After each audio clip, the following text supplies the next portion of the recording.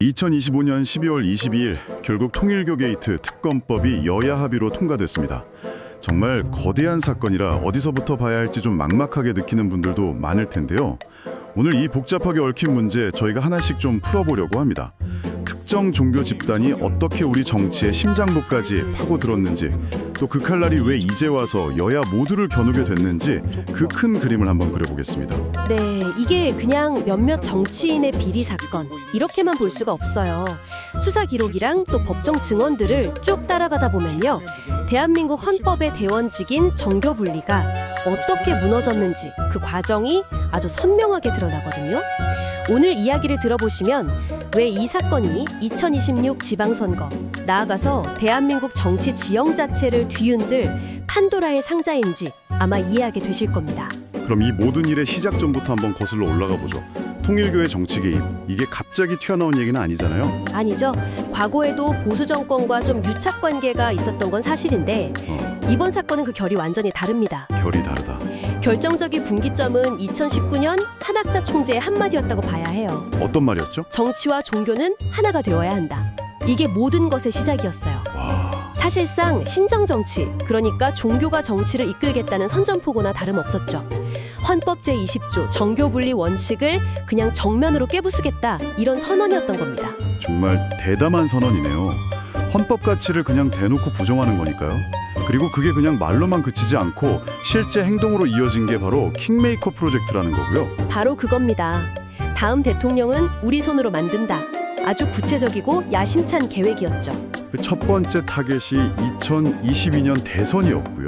네, 당시 윤석열 후보 캠프의 핵심이었던 권성동 의원에게 접근한 기록이 나오잖아요. 네, 윤영호 전 통일교 본부장이 현금 1억 원을 줬다는 그 법정 진술 말이죠. 그렇죠. 근데 여기서 정말 중요한 건 돈의 액수가 아니에요. 아, 액수가 아니라? 돈과 함께 오고 간 조건입니다. 윤영호가 보낸 문자 메시지가 아주 결정적인데요. 권성동이 조건을 수용하면 득표, 재정을 지원하겠다. 그럼 그 조건이라는 게 대체 뭐였습니까? 그게 핵심입니다. 청와대 비서실과 당에 우리 식구, 그러니까 신도가 들어가야 한다. 이거였어요. 잠시만요. 이건 그냥 좀 잘 봐달라는 수준을 한참 넘어서는 거 아닌가요? 우리 사람을 심을 자리를 내놔라. 국가의 인사 시스템을 그냥 통째로 거래 대상으로 삼겠다는 거잖아요? 네, 공적인 시스템을 완전히 사유화하려는 시도였던 거죠. 그리고 이 연결고리의 중심에 무속인 건진법사 전성배와 김건희 여사가 있었다는 정황이 특검 공소장에 등장합니다. 공소장에 구체적으로 어떤 내용이 있나요? 김건희 여사가 전성배를 통해 이런 약속을 했다는 거예요. 대선과 당무를 도와주면 2024년 총선 비례대표 한석을 보장하겠다. 국회의원 자리까지 거래 대상으로 올랐다는 거군요. 돈뿐만 아니라 조직적인 지원도 엄청났다고요? 그렇습니다. 돈은 신도들 명의로 1억 4,400만 원을 이른바 쪼개기 후원 방식으로 넣었고요. 더 무서운 건 사람이었어요. 신도 1만 1,000여 명. 1만 1,000여 명이요? 네, 그 인원을 국민의힘에 집단 입당시켜서 경선 때 윤석열 후보에게 표를 몰아줬죠. 와, 1만 1,000여 명이면 이건 경선에 영향을 미치는 수준이 아니라 거의 뭐 경선판을 새로 짜는 수준인데요. 그렇죠. 정당의 가장 중요한 의사결정 과정을 외부 세력이 사실상 장악하려 한 겁니다. 한 단계 더 나아갔죠. 2023년 국민의힘 전당대회로요. 아, 당권 장악. 네. 대통령을 만들었으니 이제는 아예 그 정당의 운전대 자체를 잡으려고 한 거죠. 당대표만 우리 사람으로 만들면 뭐 공천부터 모든 걸 좌우할 수 있으니까요. 처음에는 권성동 의원을 밀다가 그게 여의치 않으니까 김기현 의원으로 목표를 바꿨고요. 네, 바로 이 지점에서 정말 충격적인 사실이 드러납니다. 특검이 국민의힘 당원 서버를 압수수색해서 신도 명부랑 대조를 해봤거든요. 네. 그랬더니 전당대회 직전에만 2,400명에서 3,500명에 달하는 신도들이 집중적으로 입당한 게 확인됐어요. 근데 이건 시작에 불과했습니다. 더 있습니까? 전체 당원 명부와 겹치는 통일교 신도가 무려 11만 명에 달한다는 경고가 나왔습니다. 11만 명이요? 잠깐만요. 이게 숫자가 지금 현실감이 없는데요? 웬만한 중소도시 인구랑 맞먹는 숫자잖아요. 그렇죠. 이건 명백한 기획 입당이고 사실상 특정 세력이 정당 하나를 그냥 내부에서부터 장악하려 하는 시도였다고 볼 수밖에 없어요. 와... 그러니까 이 사건의 본질은 돈 몇 푼 오간 뇌물 사건이 아니라 정당이라는 민주주의의 엔진 자체를 외부 세력이 통째로 바꿔치기 하려 했다, 이렇게 봐야겠네요. 정확합니다. 엔진 오일 좀 갈아주는 수준이 아니라 아예 다른 엔진을 몰래 가져다 끼우려고 한 겁니다. 그리고 그 작전의 성공을 상징하는 일종의 영수증 같은 게 바로 그 유명한 로저 비비의 가방 사건인 거고요. 맞아요. 김기현 의원이 당대표에 당선된 직후에 부인이 김건희 여사에게 260만 원짜리 클러치백하고 편지를 전달했죠. 그 편지 내용이 아주 결정적이었죠. 당대표 당선을 도와주셔서 감사하다, 이 문구가 모든 걸 말해주고 있잖아요. 특검은 이걸 작전 성공에 대한 성공 보수, 사후 뇌물로 보고 있는 겁니다. 정당 민주주의의 근간이 돈과 조직 동원으로 거래된 정황이다, 이렇게요. 사건이 정말 흥미로워지는 건 바로 다음부터입니다. 갑자기 수사의 칼날이 전혀 예상치 못한 방향으로 네, 정반대 방향을 향하기 시작하죠. 그 계기가 뭐였습니까? 김건희 여사를 겨냥했던 민중기 특검 수사 과정에서 통일교 자금 총책이었던 윤영호의 입이 열린 게 결정적이었어요. 우리는 2022년 대선 때 여야 양쪽에다 돈을 댔다, 이 폭탄 발언이 터져나온 겁니다. 한쪽에만 베팅한 게 아니라 아예 경마장 전체를 사려고 했다, 이런 거네요. 그런 셈이죠. 구체적인 진술도 나왔어요.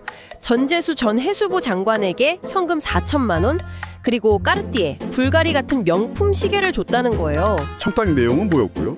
통일교의 수건 사업인 한일 해저 터널에 우호적인 여론을 만들어달라, 이거였고요. 그러면서 민중기 특검이 여당 인사 관련 진술은 확보하고도 이걸 뭉갰다, 이런 수사 은폐 의혹까지 불거진 거고요. 네, 특검이 오히려 공수처의 수사 대상이 되는 정말 초유의 사태가 벌어진 거죠. 바로 이 지점에서 사건은 쌍방향 게이트로 확정되고 결국 12월 22일 여야의 특검법 합의라는 정말 누구도 예상 못한 결과로 이어진 겁니다. 그렇죠. 정말 아이러니한 상황인데 각자 어떤 계산을 하고 이 합의에 이른 걸까요? 일단 민주당의 전략은 흔히 말하는 살을 내주고 뼈를 취한다는 전략으로 보여요. 우리 쪽 몇몇 의원들이 다치는 걸 감수하더라도 윤석열 정권의 탄생 자체가 특정 종교와의 부정한 결탁에 의한 것이라는 그 정권의 정통성이라는 더 큰 뼈를 부러뜨리겠다, 이런 계산인 거죠. 반면에 국민의힘은 어떤가요? 자신들의 치부가 더 드러날 수 있는 특검을 받는 게 굉장히 부담스러울 텐데요. 국민의힘의 전략은 물귀신 작전에 가깝습니다. 우리만 죽을 순 없다, 너희도 같이 빠져보자, 이런 식으로 민주당의 비리 의혹을 함께 수면 위로 끌어올려서 진흙탕 싸움을 만드는 거예요. 우리만 썩은 게 아니다라는 공범 프레임을 만들어서 위기를 돌파하겠다. 네, 그렇죠. 동시에 민중기 특검의 은폐 의혹을 수사 대상에 포함시켜서 기존 수사의 신뢰도 자체를 흔들려는 의도도 깔려 있고요. 결국 각자의 이해관계가 맞아 떨어지면서 특검의 칼날이 여야 모두를 향하게 된 거군요. 이제부터가 정말 중요한데요. 이 특검 수사가 앞으로 전국에 어떤 파장을 몰고 올까요? 수사 결과에 따라서 현역 의원 수십 명이 사법 처리될 수도 있는 말 그대로 정치권 빅뱅이 일어날 수 있습니다. 특히 이건 2026년 지방선거를 앞두고 거대한 정계 개편의 신호탄이 될 수밖에 없어요. 단순히 몇몇 정치인이 옷을 벗는 수준의 문제가 아니다. 그럼요. 특히 국민의힘 입장에서는 정말 치명적일 수 있습니다. 당의 존립 기반, 그러니까 정통성 자체에 대한 심각한 도전에 직면하게 될 거예요. 대선 경선과 전당대회라는 당의 가장 중요한 과정이 외부 세력에 의해 좌우됐다는 사실이 법적으로 확인된다면 네, 그 후폭풍은 상상 이상일 겁니다. 최악의 경우 위헌정당 해산 심판 여론에 직면할 가능성도 아예 배제할 수는 없어요. 그렇게 되면 2026년 지방선거 구도는 완전히 새로 짜야겠네요. 그렇죠. 국민의힘은 정교유착이라는 아주 거대한 주원 글씨를 이마에 새기고 선거를 치러야 하는 상황에 놓일 수 있어요. 이건 보수 지지층의 분열과 이탈로 이어질 수 있는 아주 심각한 문제거든요. 민주당은 어떻고요? 민주당 역시 소속 인사들의 비리가 드러나면 도덕성에 치명타를 입겠지만 아마 거악을 심판한다는 프레임으로 위기를 정면 돌파하려 할 겁니다. 결국 이번 특검은 양당의 운명을 가르고 차기 선거 지형을 결정짓는 가장 중요한 분수령이 될 가능성이 매우 높습니다. 오늘은 특정 종교 집단의 야망이 정치권의 탐욕과 어떻게 결합해서 헌법의 근간을 위협했는지, 그리고 그 불똥이 어떻게 여야 모두를 집어삼키는 거대한 게이트로 번졌는지 그 과정을 차근차근 따라와 봤습니다. 이번 특검이 단순히 비리 정치인을 처벌하는 데서 그쳐서는 안 될 거예요. 무엇보다 이번 기회에 우리 사회의 근간인 정교분리 원칙을 다시 굳건히 세우는 계기가 되어야 합니다. 그리고 정치권 전체가 이번 사태를 정말 깊은 자성의 계기로 삼고 국민의 신뢰를 어떻게 회복할 수 있을지 진지하게 고민해야 할 때라고 생각해요. 네, 특검은 법의 이름으로 진실을 찾아내려 노력하겠죠. 하지만 오늘 이야기를 나눠보니 우리에게 더 근본적인 질문이 남는 것 같습니다. 종교든 기업이든 거대한 힘을 가진 집단이 국가 권력을 자신들의 이익을 위해 사유화하려는 시도를 우리 사회는 과연 어떻게 효과적으로 막아낼 수 있을까요? 그리고 그들을 감시해야 할 정치와 사법 시스템마저 불신의 대상이 되었을 때 우리는 과연 무엇을 믿고 의지해야 하는 걸까요? 생각해볼 지점이 참 많은 것 같습니다. 구독, 좋아요, 알림으로 새로운 인사이트 정보를 받아보세요.